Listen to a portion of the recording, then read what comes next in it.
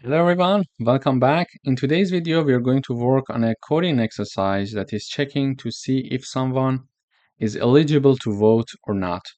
To do that, we are initializing a variable called age, and we are using the input function to ask the user to enter their age, and we are storing using the input function, and because it is stored by default in a string data type, we need to convert it to integer, so we use the int or int function to convert it to integer, and then we are storing the output in the age variable.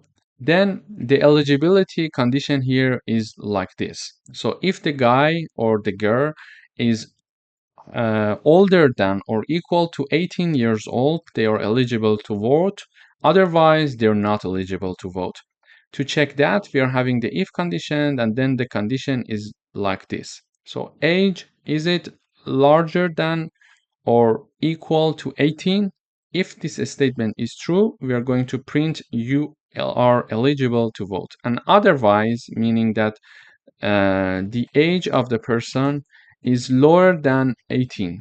So you're not eligible to vote. So if I run this code, I enter 20. So it asks me enter your age. So I enter 20, and 20, it says you're eligible to vote. So this code is being executed because 20 is larger than 18. So I say 25, it says you're eligible to vote. What if I say I'm 10 years old, it says you're not eligible to vote.